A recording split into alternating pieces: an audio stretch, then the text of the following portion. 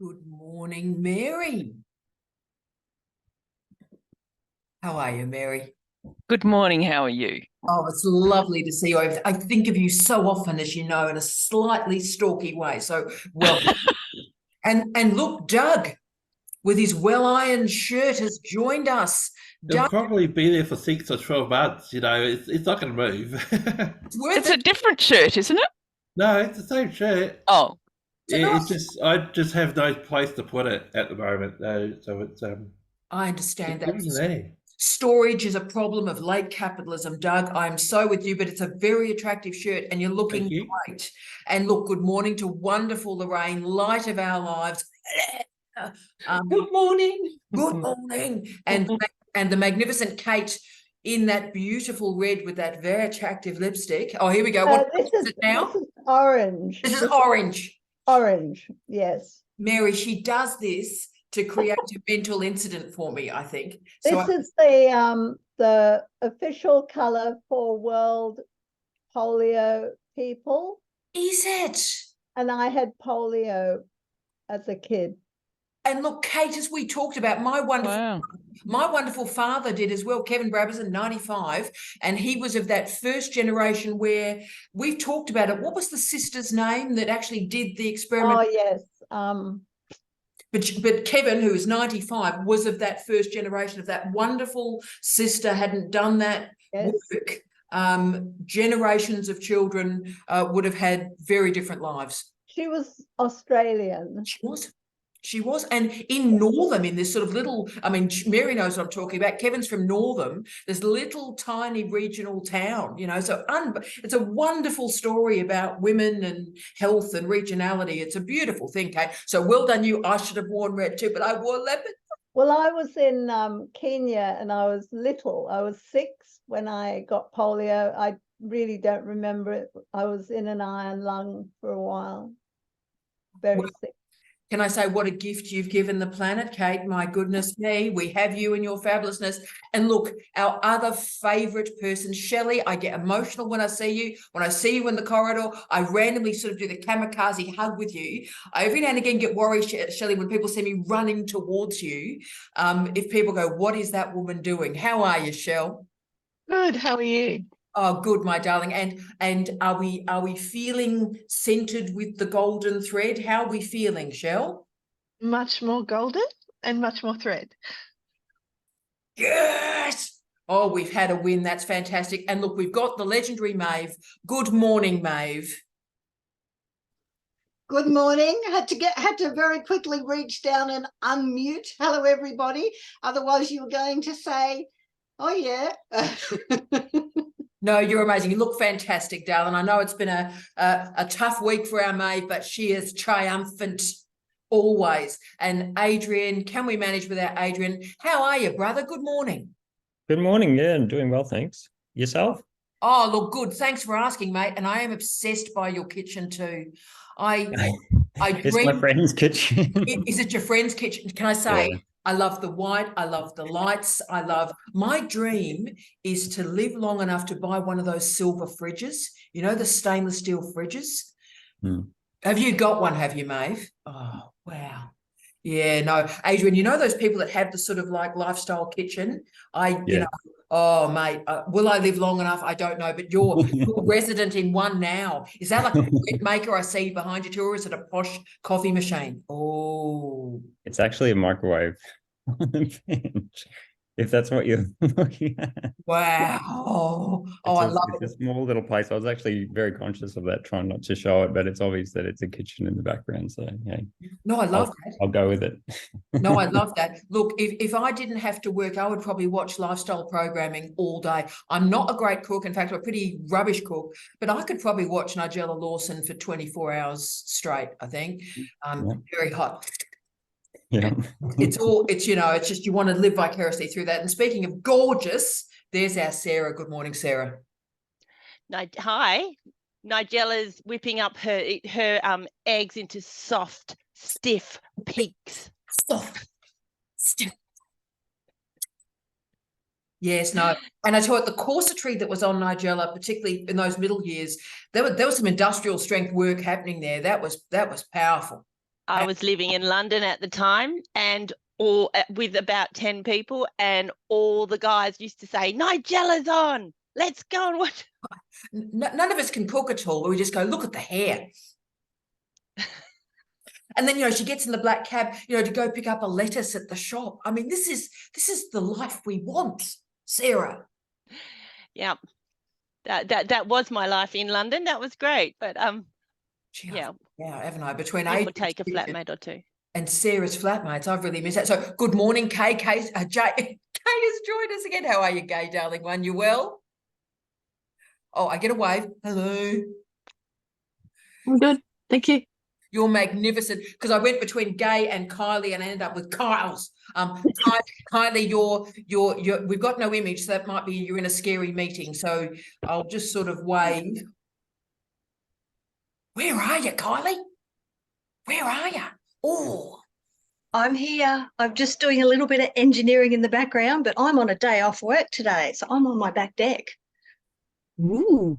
Living the dream. Why is it blurred? I tried to get my nice garden in the background, but it's all blurred. I'll play with that. oh, I want to be you, Kylie. Oh, wow. Well, thank you for joining us on your day off. There we go. And Ian's in. Ian in that very refreshing green. Oh, that's gorgeous. Good morning, Ian. How are you going? Good morning. Oh, I can't. Oh, yes, you can hear me. I've got my microphone on. Yeah. Hi, everyone. Good morning. Hope you're all well. The family's in. So what a great haircut that is too, can I say, Ian? Thanks. Yeah, I told them to go for it. Yeah, just Yeah, like with the lawnmower. Yeah, I would never do that with a hairdresser. Shelley, I don't know what they do with us in Darwin if we went go for it. My goodness me, I'm not sure where that'd end up. But look, colleagues, welcome to Digital Office Hours. I'm so thrilled to see you all, and Kylie's joined us on a day off. And so, look, we had a sort of plan to talk through books and book proposals, looking at Maeve's fantastic face going, But look, we will always start if there's something urgent or just something that's worrying you or something that you want to share. Let's start there. Let's always start there, so we're addressing your needs in real time. So have we got any sort of things like that this week? Oh, Kate's straight in the burnt orange. So go, Kate. I think I've mentioned before that I submitted a book to Ex Libris. Yes. I actually paid a deposit to have, I know I'll never pay again, paid a deposit for them to do 3 books, which I've already written, but sending them one at a time. They have driven me bonkers. Yesterday I had about 7 phone calls from 3 of them, all talking about different things, wanting me to pay more money for more editorial assistance. I said, I don't need I don't need my work to be edited. You are an editor. Oh, yeah, I am. And in the end, I said, look, I'm pulling out. Do not do another thing. Do not withdraw any more money. They want another $400 to do this. And I said, who is your editor? Who's editing my book? Oh, it's the editorial team. I said, what qualifications do they have? Who is an editor? What have they found? Oh, you've got punctuation mistakes, grammar mistakes, and no, I haven't. I know that. And spelling mistakes, no. I was going to say, this wonderful woman writes legal reports, and she is, as we know, a credentialed editor. So it's like they picked the wrong bird to go for, I reckon, Kate. I've pulled out. I can't handle, and they're all so aggressive. They have foreign sounding lingo. So half the time I'm saying, I beg your pardon, sorry, I didn't know what you were saying. But literally every email will take another $600 for this and $2,500 for that. No. So just a warning about Ex Libris. Look, I think, Kate, that's incredibly well said. And look, I'll do my slight update, because I'm not as advanced as Kate at the moment, because I'm working through some refereed articles for myself for Jamie and for Maeve as well. So I'm doing that before I get to this little experiment that I'm doing with Draft to Digital. But and I've joined them and I'm working on the author profile and I'm getting the files organized. And of course, completely free. They take, I think, 10% of sales. They take no dough at all. I've found them so far very good. Probably I'm moving through the publishing process, probably I'm hoping about November, but my dealings with them have been strong. So if one is working on one's author's platform, which we are talking about today, you might even just want to join Draft to Digital.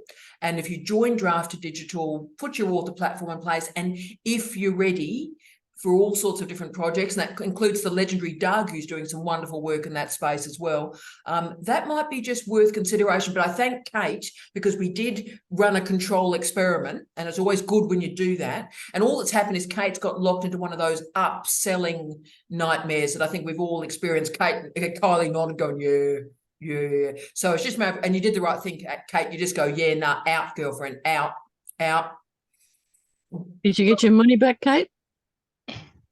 Oh, sorry, darling, microphone, beautiful Kate, darling, microphone. Go, sweetheart. I've asked for part of my money back. Obviously, the money they took a month ago to start me off, I guess I've lost that. That was about $2,500. But I've asked for the rest back. But I've just had another email from them. Who knows what they're saying now? It'll be, oh, please, can we talk to you? One yesterday even said, oh, do you need a hand transferring money? I went, what? It's a predatory journal, isn't it? Yeah, Run away screaming. Yeah, run away screaming. Thanks, Bess. And you saw Lorraine going. Lorraine was doing sort of my sort of, high quality Labrador work there, going, yeah, no. Yeah, it's awful. And surely there's somewhere to report this to, because yeah, absolutely, that's not fair under. Yeah. Is and it on Beale's list? Powerful company. They've got loads of so-called editors, but I want to know their qualifications. Absolutely. One of them I looked up, and he's on the email he's an editor, but on Google he's a quality manager or some crap. Yes, that's whenever quality is being used as an adjective like that to a noun, I always get concerned, Kate. Well said. And Maeve, straight in. Go, Maeve, darling. One. Wow. Yeah, so sorry about that. The first thing I would do is email your bank, and I would block them, because they will continue to take more money no matter what you've said out loud. And I would try and work out obviously you're very talented, a very strongly worded email with a CC to someone or other. And I would really make the case that I will bring legal, I know this stuff. Yeah. I will bring legal action. I will seek a tribunal. I will whatever. And but the first thing you do is you block them through your bank. Yeah. I think that's brilliant. The email that's just come through, I spoke with my manager, and if you can sign up in the next 4 hours, I can still give you the same deal. This is a very generous offer. I hope you take advantage of the discount. Can I swear out loud? Me and my imaginary friends say walk away from the vehicle, Kate. Go to beautiful Gay. Wow. Go, Gay. Talk to us, darling. Wow. This is another example of the publisher talking crap. I did an edit for a client for a book. He had already said he was going to go with this particular publisher, and I was thinking, The publisher came back and said, oh, the edit wasn't good. Yeah. I made over 10,000 corrections on this manuscript. It was a bloody good edit. Oh, it wasn't good. And you need to spend more money on editing. No, the client did not. Yeah. So this is all a ploy. There's more, they're trying to get more out of money out of you. And the challenge, well said, Gay. And the challenge is, I think, because our work with corporate publishers like Springer and Elsevier, and I've worked with both, so has Jamie, because our work with them is a bit unpleasant and sort of makes you have a bit of vomit in your mouth and stuff. And you go, oh, that's unpleasant. Then we look for alternatives. And of course, we go from one toxic capitalism to another toxic capitalism to another toxic capitalism. So it starts with just sort of exploitation and it sort of ends up in drug dealer land, right? So it's finding alternative disintermediated spaces where if you're going to do this work, you do it properly. Now, as I said, Authors Republic, I know very well. So if you are in the audiobook market, I'm now at book 6. And I have found them excellent, really, really strong. No money up front. They take the dough out of the sales of the books at the end. And I found them excellent and very, very active and engaged with you too. So that's great. I certainly, without hesitation, recommend them. And as I said, Drafted Digital is a similar model and I'm carefully working with them and will report that back. But really well said, colleagues. And Kate, I'm so sad you've gone through this. Bloody hell. It's a learning thing, but that's okay. My desk is all set up to start podcasting again. I've got new headphones, my Zoom 6 mic, and I've got loads of papers I'm going to be reading from and do podcasts. That is brilliant. So the Zoom 6 mic, have you got it? Could you show everybody? Because it's a wonderful microphone, Kate, if it's near you. Oh, I love this mic. I love those. Oh, it's a beautiful thing. It's a beautiful thing. It's got its cap on, ready to absorb the sound. Yes, it's called a pop screen. I call it a sonic prophylactic because I'm classy. But it's a wonderful thing. The audio company, sorry, Lorraine. So the audio company I just talked about was Authors Republic, based in the United States. Those of us that are not in the United States have to sign a tax form saying we are not in the United States. But payment occurs directly through a PayPal, like with eBay. So I found them excellent. Specifications very, very high. Distribution excellent and transparent. I don't have a question recommending those. Jamie, you got any vibe on that? Because obviously you've seen me do all these audiobooks, including one that's about to be released, we think, in the next couple of weeks. Sorry, my attention was diverted. What am I? Oh, darling, audiobook experience and how it's gone with Authors Republic and so forth. Oh, yeah. So the frustration of doing what they ask and then being told, no, you didn't do it. But then giving you the feedback and you do it and it goes on its way. So it's nothing like poor Kate asking for money. It's have you done the right thing? Has it been the specifications? Giving the feedback, up it goes. I do like the joke and the irony, by the way, of audio feedback. That's naughty. Thank you, physicists. That's brilliant, you superstar. But anyway, so Kate, thank you for that update. Thank you, Jamie. Now, colleagues, any other questions or issues or things you'd like to share with us on this before we get to, which is, I think, the project of the day, which is the book proposal, which is fabulous. So any other questions that we need to start with, colleagues? Shell, are you cool? Oh, look at Shell. Shell, are you cool? I am. I had a question, but I'm not sure. I've come across an article called Ethnographic Field Notes for Accountants, and it just got me thinking about how some disciplines train the, I suppose, the student of that discipline area up in particular ways. And if you're crossing over discipline areas like that example was, it just got me thinking about, like, what if anyone here had any experience or had any advice on developing field notes for the purpose of research if you're coming into this space not having that type of background, whether there was a little handbook or anything. There are some, yeah, Shella, it's great. And field work is such a big church, right? You can be using it in terms of participant observation. Of course, it has this incredibly long heritage in anthropology and sociology and criminology. On we go. So there are plenty of guides. If you just put how to configure fieldwork notes into Google, all these beautiful templates arrive for you. So the trick to think about is noting that the same word, fieldwork and fieldwork notes, is used, but it means very different things in different disciplines. So it's just and we've talked about it a lot with our colleagues. Lorraine's been great on this as well, but just talk about it in terms of being clear for your peer reviewers, being clear for your examiners, your PhD examiners or master's examiners, as you're moving these words across disciplines. So if, for example, the work you're working with from anthropology, and some really great work exists in anthropology, then you state, right, well, my originating training in this area came from anthropology, and then I've moved it through sociology to apply into particular educational contexts. So just actually, you know, be as overt as my makeup, right? Don't be subtle, Shell. Don't be subtle. Don't be subtle. Be overt.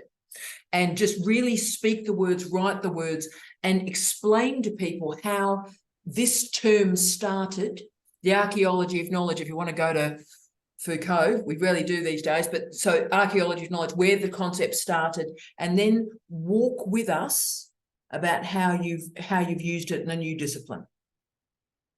And I love it when people do that. I think ethnography and accountancy is brilliant. I think it's brilliant.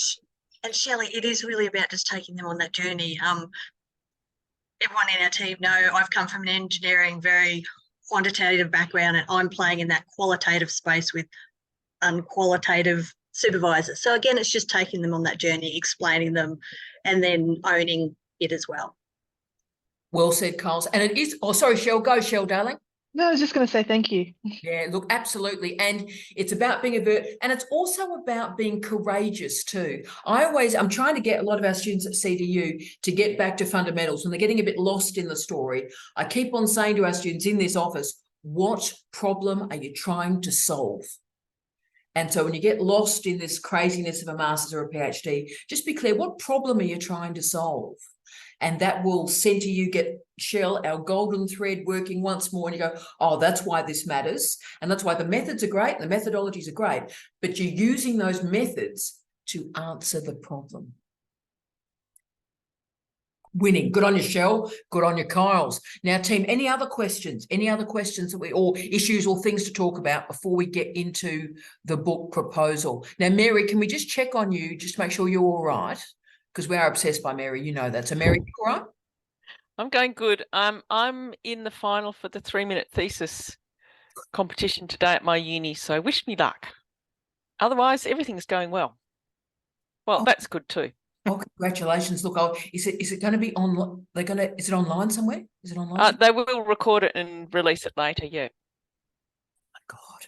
Oh, they're going to release it later. Is later like later this afternoon? I don't know. I will find out. Have we got 3 minutes here at some point? Oh, 3 minutes. Look, I would have loved to have done it. I would have loved to have done it, Sarah, but sort of I arrived and nothing seemed to have been organised. So what I can promise you is next year we will do it, and we'll do it properly. And when I say do it properly, we do it in terms of training people for it as well. So we have about a 5-month run in where we talk about oral communication skills, 3 minutes, how you learn a script, preparing a slide, getting the infographic right.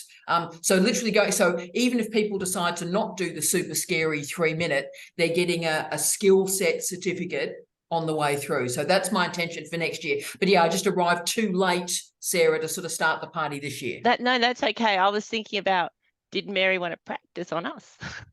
Is there any time? That's okay, but I highly recommend it. It's a very interesting thing to do, and you meet a bunch of other people at the uni that you would probably never meet otherwise, and it's really good fun, and it really has developed my skills. Absolutely. It's been great.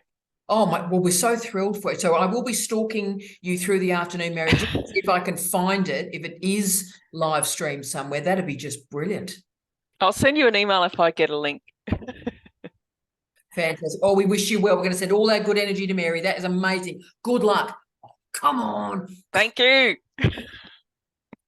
Oh, that's fantastic. Right. Any other questions? So we all right for a second? Because let's as a family, because this isn't me sort of now doing a bloody seminar. It's a bloody nightmare. But let's talk about a book proposal. Now, who's in the market? And of course, Queen Sue's in. Is that Pete, Sue? Yes, that is. G'day, Pete.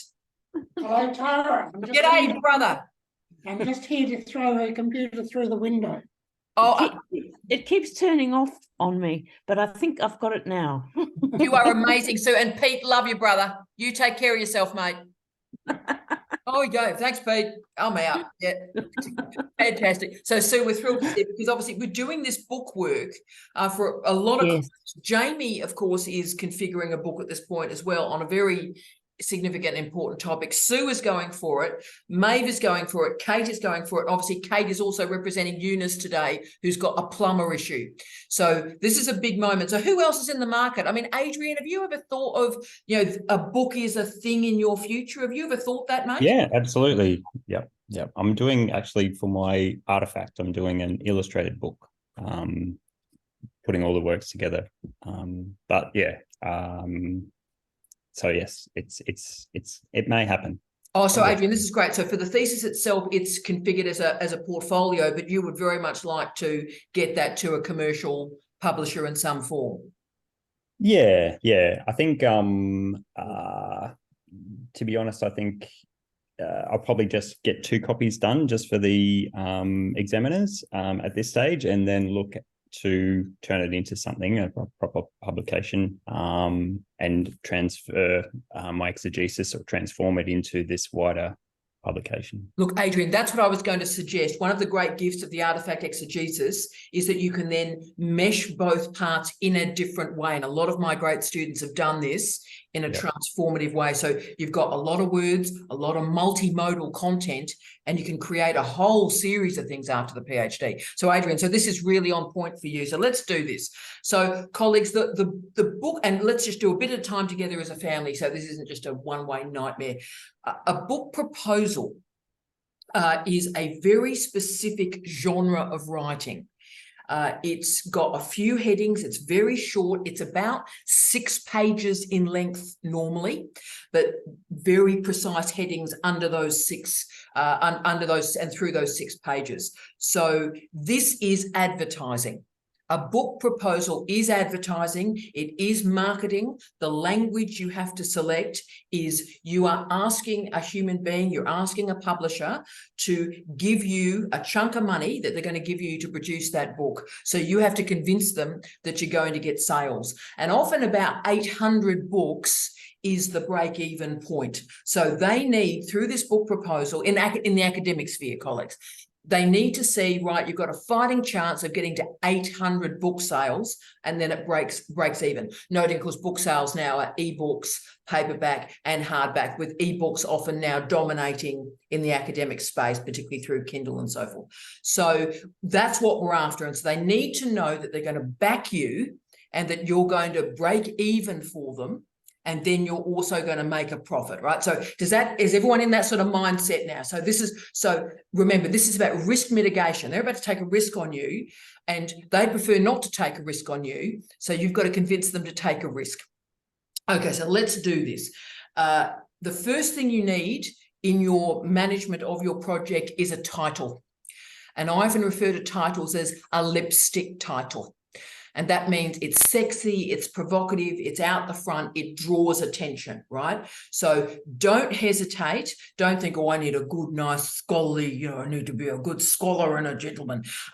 That might be fine, but that doesn't sell books. So come up with something very, very passionate and interesting and quirky as the main title. And then the subtitle is the descriptive one. So it actually explains the content of the book, what you're doing. So in many ways, and this is probably significant for Adrian too, the title that one would use for a master's or a PhD is not the title one would use for a book, because you're trying to sell a book. You don't have to sell your thesis to examiners. They're doing it as a service to the community. So get the title right. The title is crucial. It's the first thing they read. If they hate the title, they'll stop. So get the title right. Big, sexy, magnificent. The next heading is rationale. Rationale. And this is less than 1 page. And it is basically a book blurb. If those of you that look at the back of a book, and it's all about it's that. So it's not only content, it's about saying why the book exists. Again, what problem are we solving here? Why does this book matter? What is this book doing that has never been done before that people want to know about?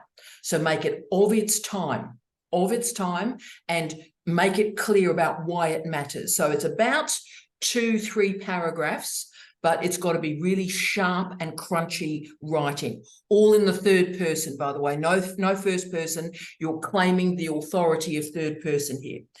The next page is a crucial one, that is table of contents, where you actually list the introduction and the chapter headings and the conclusion. Remember, and I know it's a crazy thing that's happened, an introduction is not a chapter. A conclusion is not a chapter. You know all the craziness that's happened at the moment where people go, you know, chapter 1, introduction. No, an introduction is not a chapter. So introduction, chapter 1, 2, 3, 4, 5, fine. Now make sure the chapter titles are sexy. Ooh.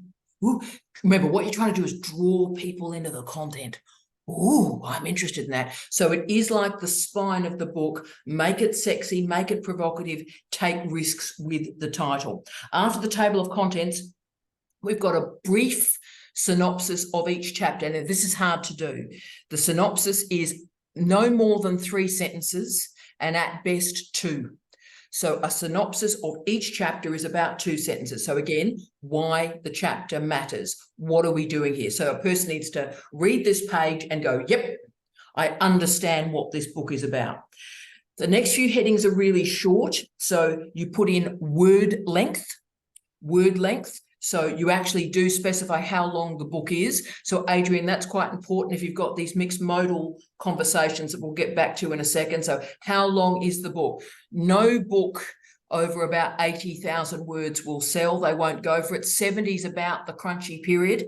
For the short books that are a big deal, and Springer and Emerald and Stanford has that fantastic short series as well, they're aiming for between 22,000 words and 35,000 words for the short book series.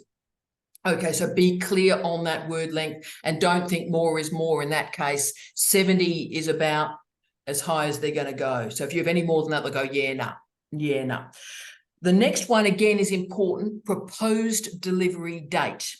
Now, I've done something odd, and don't feel that you have to do what I do because I'm an idiot, but I've never done a book proposal where I hadn't already written the book.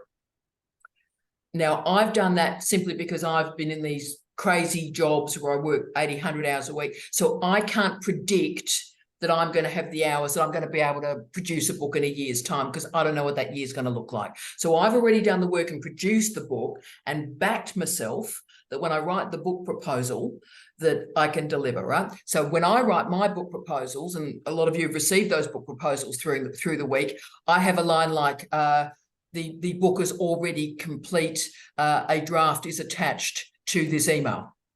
But if you're not going to do that, and again, it's a weird way to live, but I've had to live that way. If you're actually going, look, I'm going to give myself a year, put that proposed date in, that's cool. But the thing to remember is you must deliver on that date. You are signing a contract that you are delivering on that date. So it's not a spruik that's a real legitimate date. Now, back to Adrian's point, the next heading is illustrations. Now, this is where it gets crunchy. So the first thing is copyright applies. So it is expensive to pay for images. Just to quote what Jamie and I were doing last couple of days, most of you remember after Steve Redhead died, The End of the Century Party, his wonderful famous book, was put in a second edition. And we wanted a new cover and new images from the wonderful Kevin Cummings, wonderful photographer in the United Kingdom, who had some of those great shots of the hacienda the morning after the night before, right? And so we got those images, but I had to pay for them. And so the images on the front cover and the back cover cost £1,000, £1,000. So every illustration, if it's not yours, will cost real money. And also it costs publication costs, ink and so forth for hardback and softback. So illustrations can be good, but they are expensive. So be clear on copyright. And you need to, Adrian, state stuff like, this book will contain 22 illustrations, or it will contain 2 photographs and 5 graphs, right? Be clear on that. And if you own the right to those images, state that, because that gets the copyright problem away. And if you don't, you might have to kick the tin to pay for that copyright on those images. Okay, so illustrations seems a tiny heading, and it is, but again, that the publishers read that as expense. So whenever they go, there's 22 images here, they go, oh, that's expensive. But for Adrian, of course, the point of the book is really those images. So we'd be going more to probably an arts publisher for you, Adrian, anyway, and that's their bread and butter, right? But be honest and robust at the start. Now, the crucial next heading, except for the title, this is probably the most important heading, and that is target readerships. Oh my goodness me. Remember, the whole point is they need to guarantee in academic land that 800 books will sell. So you need to be really clear about who those 800 people are. The moment you say, oh, a general reader will engage with my book, the moment they see general reader, they go, bye, Felicia. Right? General reader, everybody will read it because I'm popular. They go, bye, Felicia, bye, Felicia, bye, Felicia. They firstly need to know if there's any textbook market there, right? So that's crucial. So if Shelley's doing her wonderful work on methods and she ends up writing this fantastic transdisciplinarity and ethnography book at some point, then that is very useful for a textbook in a methods course for honours, coursework masters and a PhD. So if there is ever an undergraduate coursework masters or postgraduate market or academic market, state that clearly. And they like they like the nation of those courses, and they like the level of those courses. So be as granular as you can if there is a textbook market. And if there's not, if it is an academic scholarly monograph, that's cool too. But you need to make the case that 800 university libraries on planet Earth will buy this book. So make sure you've got a sense of, who the readership is for this book, and be clear, be overt. Don't do generalities, granular for me. And that leads to the next title, next heading here, which is crucial, competing titles. Now, the mistake that people make is they go, I'm special. No one's written in this field. It's me. It's just me. Now, the problem is, firstly, that shows you're narcissistic. And the second thing is publishers will go, if you're the only person that's ever written on this field, then girlfriend, that ain't no field. That's a delusion. So the first thing is you need to show that there is a field, like you got mates, right? So in other words, this is not like one book in a non-existent field, like it's too risky for the publisher. You need to show this book is special and innovative and it does these things which no one else does. But there are 5 great examples of other books published by the top end of town publishers that have found an already existing audience. So if you've got other books, you go, here are 5 of my friends. They don't do what I do because I am magnificent, but they are also magnificent in a different way. And they confirm that there is an audience for a book like this. So that's the trick with the target readership heading. We then move to competing titles, which we've done, and that's important. So competing titles, make sure that people know you're not alone, that this is a field. Then we get to you. So you realize we've done the book. All they care about is the book. Then the second last heading is biography of the author. And that's you. So this is a professional biography. They need to know you are a professional human being. They need to know what you've done in your career, give the sort of career edited highlights, show you are a credible human, right? So that's the important bit of the story. It's about your credibility. Remember, it's all about risk mitigation for this publisher. Why should they back you? Why should they throw 10,000 quid at you? So you're calming them down and explaining why they should do that. And the final heading is contact details. Crucial. Give them multiple ways in which to reach you. If you do have an institutional email attached to something, use that. But make sure you've got the phone, you've got an email, you've got your social media, you've got your socials linkage if you can. Because again, if you've got friends on Threads or Twitter, that again shows people know who you are. So those sort of social media connectivities add enormously to the contact details. Twitter still matters. And no matter how much damage our Elon does to it, it still matters. and we'll see what happens with threads. So colleagues, they're the headings. I will shut the hell up now. Does that help? Talk to me about that. Kate, straight in. Come on, girlfriend, and then ask. You mentioned copyright. I learned something about copyright the other day that I did not know. Yes, tell me. In my very first podcast 4 years ago, I added music. You can't do that unless it's your own music. Somebody could sue me for that, so I'm going to delete that podcast. Yes. So, Kate, I can help you with the music question. And Jamie knows we've got fun with this as well. So I use a piece of software called Mixcraft. Mixcraft, cheap and cheerful, Kate. Mixcraft, very, very easy to use. And you pay a figure, not a big figure, you pay a little figure, but you're paying the figure for the right to have the copyright over the loops. So you have all these fantastic loops that you can use. You can make it into multiple things, or you can just use one, what they call a music bed or a sound bed. Also, I can't remember, Jamie, what we used, but Jamie and I did a little bit of an experiment with AI. So we found a sonic AI generator. Oh, we had fun that Sunday morning. So Kate, I'll find it and post it. If you can, Jamie, that's brilliant. So Kate, we're playing with AI as we do on Sunday mornings together but apart. And you have to put in particular words and phrases like moody, goth, late capitalism, I think was one of them I put in. And from moody, goth, late capitalism, up came this rather fantastic, weird little sort of 12-bar track. So Jamie will post that for you. So if you put in, earnest, nursing, trustworthy, and put that into it and just see what pops up. I could, again, if I didn't have to work, I would just stay generating these 12 bars through going radical, edgy, Mandalorian, right? And just keep seeing what 12 bar pops up. But so Kate, again, the copyright is owned by you because you've put the key concepts in and AI is delivering it to you. So that'll be fantastic. So good on you, Kate. Look, we'll go to Gay and then through to Sue. Gay, talk to us, my angel. So a couple of questions. How do you contact these publishers? Yep. Do you call them first and talk about cold calling, please? Oh, look, I don't. So I don't. I mean, I remember, how many of you have ever seen me with a phone? I don't even like a phone. I don't know where my phone is, right? So the first thing is I don't like phones, and the idea of cold calling, I would rather die, right? So the great... No, what I meant was, are you talking to the publisher before you put in the proposal, or you're just sending it to them where it ends up in the slush pile? You're sending the book proposal to an academic publisher, but Gay, the gift of, and I'm talking particularly Springer, but Emerald, pick a publisher.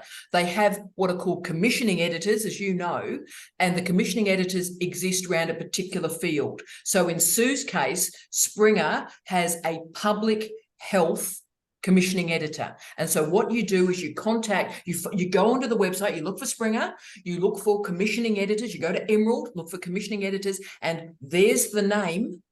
And there is the area that they are actually commissioning in. That's their job. And Gay, sometimes in the case of Springer, it goes down one other layer as well. So commissioning editor for public health, but for the Asia Pacific region, they have a commissioning editor because the field is so big, right? So Gay, I have this proposal and then I find that human's name, and I am respectful. I write a good, very short email. Hello, this is who I am. This is what I do. Here is a book proposal to fit into this series, Gay. So respect the commissioning editor that you've done the work.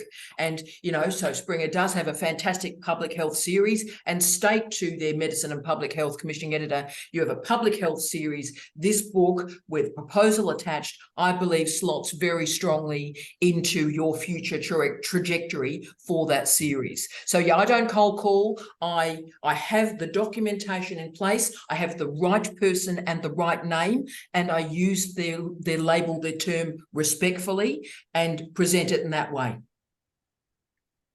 And Gay, I suppose the one other thing I'd say is once you've got a relationship with somebody at a publisher, often I go back to that same human again. I've had pretty good experiences where I've produced 3 books with one publisher and then the person goes and you move publishers yourself. But once you have that relationship, it is a real relationship, and it is, a friendship over many months. And so once those relationships are developed, it gets a lot easier. Mm-hmm. Good on you, mate. Shall we go to Sue now? This is Sue's moment. So, Sue, good morning, my darling queen of the universe. Good morning. It's lovely to see you. And this is very interesting news to me. I've read around this a lot, obviously, but it's very clear how you've put it there. One of the publishers does keep ringing me, or not ringing me, emailing me, asking for something, and obviously that's going to be the way to proceed further, I think. Well, Sue, just checking, because I get a bit worried when publishers phone like a drug dealer. So, by the way, Sue, I did send you proposals. Yes, so I saw those. Thank you very much. I was so worried that you didn't get them. So that's great. Sue got them. So all the headings I went through, you've actually got examples of, I think, 3 or 4 books where I've used them, right? So, darling, don't mention the publisher, but do they require a fee to publish? She hasn't. It hasn't been lined up yet at all. So I think they probably do, and I have been very wary. I've written back to her a couple of times and just said I'm interested later. And then I'm going to Kylie. That's one of our t-shirts. I'm interested. ... later. So Sue, offline, because I did finally get your email, so I got it at CDU. Could you just send me those people and I will stalk them for you? That's how our relationship works. So could you send me that email and let me just see if they are predatory or they are something weird going on just for you? Because as I said, we can publish with Springer Public Health. It's free, and you'll get either an upfront payment, so you'll get paid upfront, or you'll get a figure per book, depending on the contract. Yes. Yeah, well, that Springer sounds really interesting. And that's obviously the way to go, I think, from me. I think so too. So let's just work on that book proposal, and I think we're ready to rumble. And so the other thing for you to decide is if you want one of these short books, so the 22 to 35,000 words, or we want to put really the whole thesis in. You know, do we want to take the health literacy component out? Do we want a health literacy short book and then have your great work on dysplasia as its own standalone book? That's the decision for you to make, Sue. Yeah.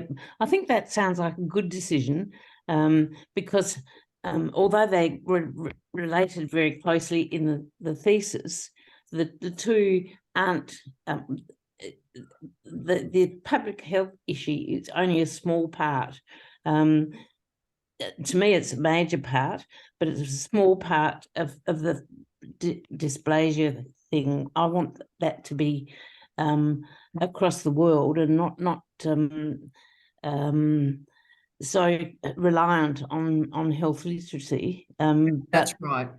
And look, Sue, your old mate, we can together keep that regional health, those publications going in free open access journals. So let's work on that in articles, which has a nice reach for you. The health literacy is a good short book, and then the focus study of children and early interventions and early screening and how we do that. That's the key book, I think. Yeah, and I think I retired from my physio work yesterday at 80 years, so that wasn't bad.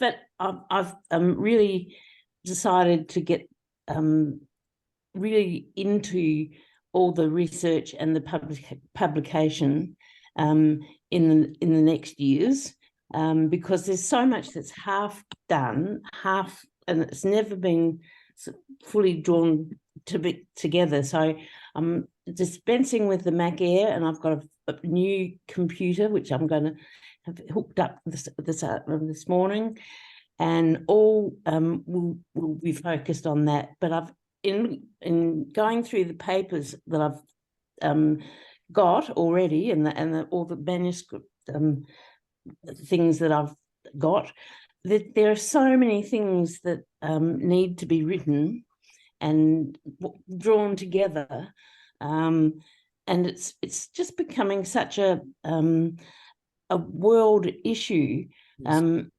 Regional health and regional education and everything. It just everybody's in the same boat. Nobody wants to go.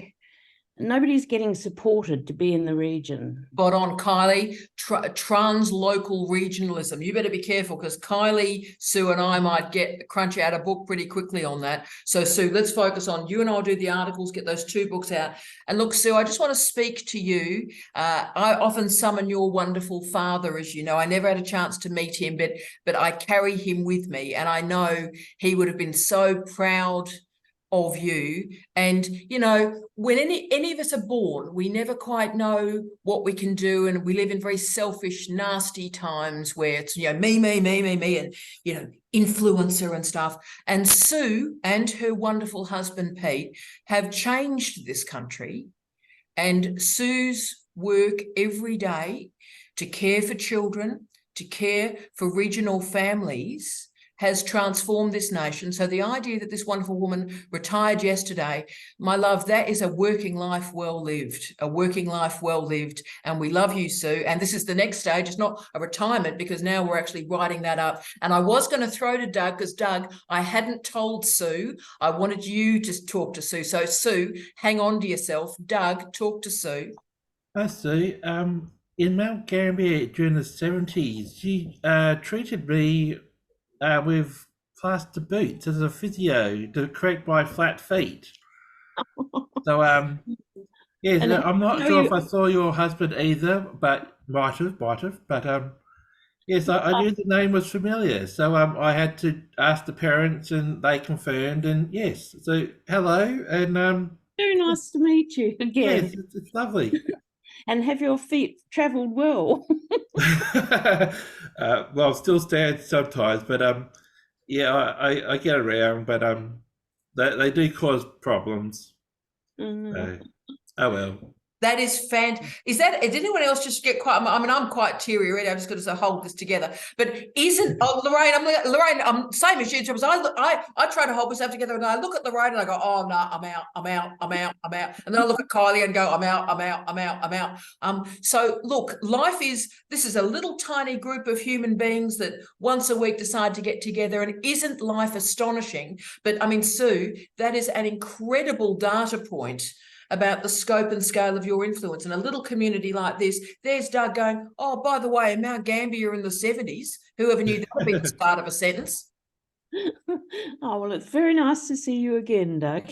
Thank you, you too. And I'm really interested in what you're doing. So that being on the chat group is really nice. So, yeah. Find out how you're going and what you're doing. So Doug is about to start a PhD. So Doug, do you want to just talk a little bit about that so that Sue can see the impact of her footwork? Well, it's not physically related, but it's about class and climate change in Australia. So I'm sort of from a sociological perspective. Really interesting. That's my angle. Look, it's so important. And can I say it's a weird thing? I don't know what quite is occurring at the moment at CDU, Sarah, but I'm getting a lot of requests for class-based work. So class and climate change, class and leadership, class and the failure of education. So I don't quite know what's happening, Sarah, but it's incredible. Is it to do with that book that we were reading for book club about how it's just a societal division? What do you think, Doug? I haven't read that book. but it could have End of Times. Death of the Left. Yeah, and the Death of the Left. So I suppose we read that, and they did go out into the universe, and a lot of people saw it. I hadn't thought about that, Sarah. I bought it, but I haven't got around to reading it yet. So it's on my to-do list before next year. That is fantastic. But so Sue and Doug have had a moment. So Sue, today is the first day of the rest of your life. Yes. And we're all with you doing that. That's just absolutely amazing. So colleagues, as we're sort of nearing the end of digital office hours, and is Mary on a phone? I thought she was talking to a shoe. I thought we were doing a bit of Maxwell Smart work there. That's fantastic. So let me just check now. So now Kyle's is on a day off, so Kyle's, we'll just touch final base with the Kyles. So how's your thesis going, gorgeous one?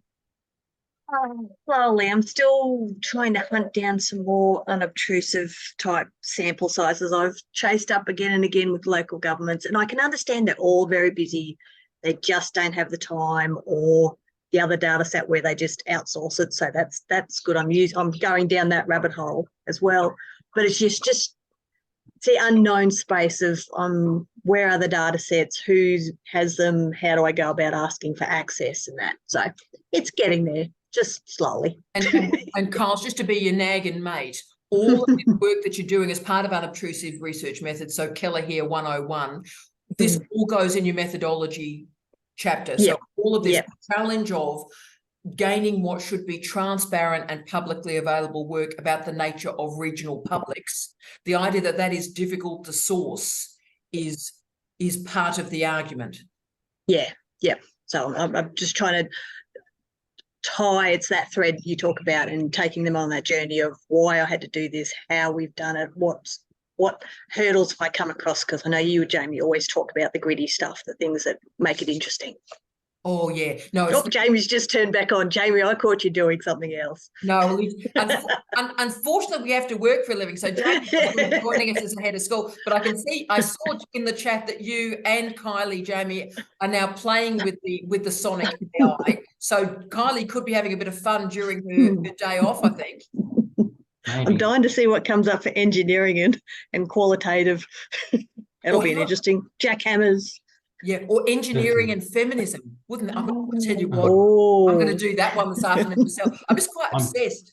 Sorry, Jamie. I'm just going to quickly jump in and say I'm already in the right club, and I'm actually writing a nomination letter for an emeritus application for a staff member who's about to retire. But isn't that lovely? But Kylie, it's a lot of fun, that generator. Try different seed words and things and see what comes out. Is seed words a thing? It sounds a bit rude. Remember, darling, when we did when we used it for the 12 monkeys, the 3 monkeys, we used the title as the seed generator for the music that it generated, and then used that for the audio book. So just for the wonderful Kate, so if you put the title of the podcast in, that's always a good seed generator. Well, it's the thing, the random thing in which it bases its algorithms on. It may be great, it may not be so great. We tried it and we just happened to like what it generated, so we used it. Oh, absolutely fantastic. So Kyle's, have a time, mate. Have a Chardonnay, have a time. And I've always wondered where you came up with your little music things when you did your podcast. It's brilliant. Yeah. Yeah, so Kyle's, I did, as I said to Kate, I have used Mixcraft because I want the people that generate some of those seed sounds to be paid. So I was always, as someone who taught creative industries for 20 years, I want the people that do the work to be paid. I don't want to sort of rip people off. So Mixcraft does source all these loops, and you pay a figure, so the creators do get that figure, and that means a lot to me. But then you end up in the AI zone, and look, it's just sort of, We've only done it once with the AI. Yeah, we only did it once, and it was the 3 monkeys. I think we went with that as the tune, I think. Unbelievable, fantastic. And look, so finally to wonderful Gay. Gay, finish us off, darling. Talk to us. This is just something for Tara. I did actually send you my cemeteries paper, but I don't know if you ever got it. No, I have. I've been dying to read it. Darling, I'm dying to read it. It's one of those things. It's like my guilty pleasure. It's like at the moment I'm writing an accreditation document. So my gift is when I finish the accreditation document. Thank you, Lorraine. When I finish the accreditation document, I get to read the cemetery paper. So it's keeping. As long as you got it. My inbox is I'm sure is a catastrophe, but no, I've saved it. It's saved for the conclusion of the accreditation, and then I will walk in cemeteries with Gay. It's just that my email, I'm having so much trouble getting my emails delivered. I just wanted to make sure you had seen it. I've definitely got it, and I'm saving it. I'm so excited. No, it's brilliant, Gay. I'm thrilled. So look, colleagues, we've had a time. It's now 9:57. We've done book proposals this week. We can revisit this as often as you like as we're all moving into that direction. But colleagues, you keep the questions coming. If there's anything you'd like me to do a bit of homework on during the week, please let me know. Is there anything else that would be actually useful as a big area or a big ticket item that people are interested in that I could do a bit of homework on? Is there anything? Tips on planning field work. Planning field work. Yep, got it. Beautiful. Anything else? That's a crunchy I one. think I've got it reasonably well nailed, but it might be helpful for me and anybody else. I'll take anything you got. What I do best is I just put the cards on my homework table, and as I get an idea through the week, I'll just put it on there and we'll use it as the time to discuss it, all right? I'm at 6 weeks and counting at the moment, so and I'm just going to make sure the family's okay while I'm away for 6 weeks after that. So yeah, freezer work, high quality freezer work. Yeah. All about the freezer. Lorraine, it's all about the freezer, mate, isn't it? It is, mate. Just get that freezer, and then we can put it in Adrian's posh microwave. Fantastic. Yeah. Do you remember that, Dante? Oh, you're too young, Adrian. Remember that. Right, so colleagues, thank you all for a splendid week. You are amazing. I'll see many of you in Right Club. Sue, a moment for the ages. You transformed Australia, and from this day forward, you're about to change the world. Much love, Sue, and your father is with us, my darling. Your father is with us. Thank you, and good to meet Doug and hear his story too. Fantastic. See you soon, colleagues. Bless you, Sue. You're the best, mate. You're absolutely the best.